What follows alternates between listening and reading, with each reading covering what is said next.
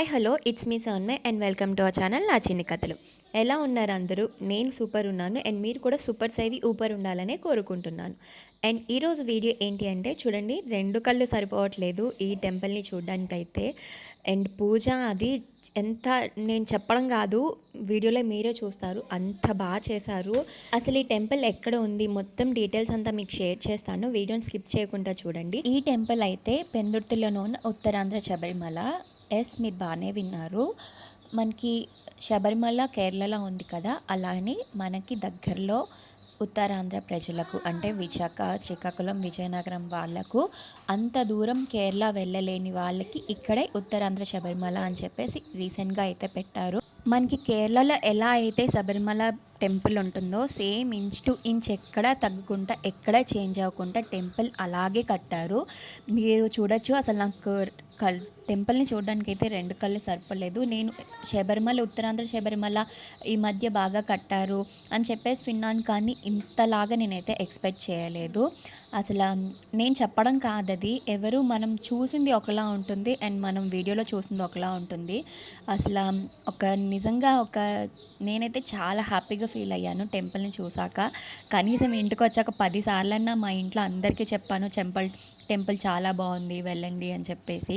So మీరు కూడా ఒకవేళ మీరు వైజాగ్ దగ్గరలో కానీ ఎక్కడన్నా ఉంటే ఒకసారి వెళ్ళి చూడండి.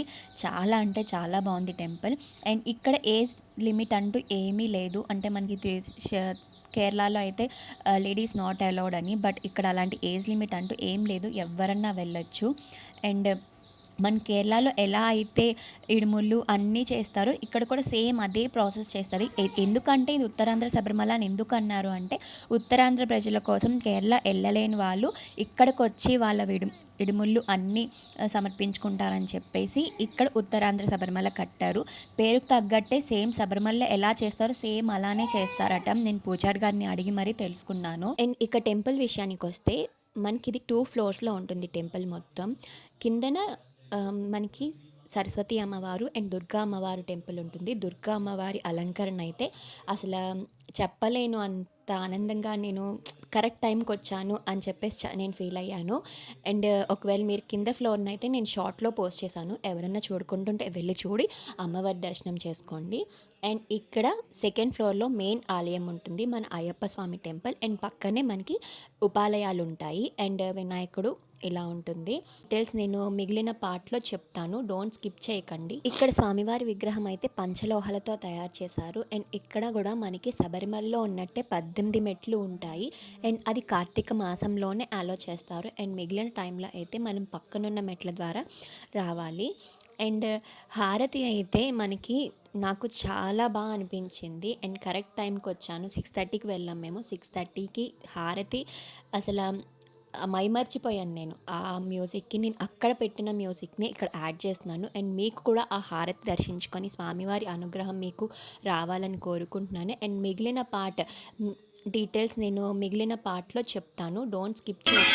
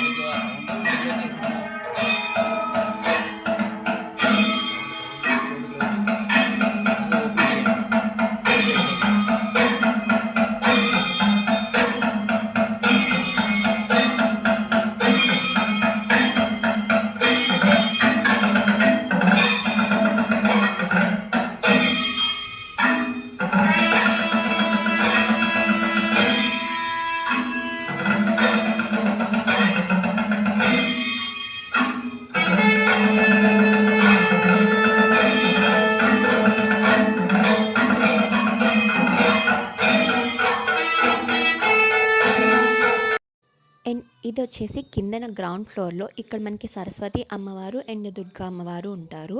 యాక్చువల్గా నేను ఈరోజు ఈ వీడియో తీసిన రోజైతే మేము సాగర్ దుర్గా టెంపుల్కి వెళ్దాము అని చెప్పేసి అనుకున్నాం. బట్ అది కుదరలేదు. అండ్ ఇక్కడికి వచ్చాక నాకు అమ్మవారి దర్శనం అయితే జరిగింది. నేను దానికి ఇంకా చాలా హ్యాపీ. అండ్ అమ్మవారి అలంకరణ అయితే అసలు అండ్ మొత్తం నేను ఈ షార్ట్లో పోస్ట్ చేశాను. కింద గ్రౌండ్ ఫ్లోర్ మొత్తం అండ్ అక్కడ కుంకుమ పూజలు అయితే జరుగుతున్నాయి. అండ్ ఇది బయటన ఇక్కడ మనం 18 మెట్లు అయితే చూడొచ్చు.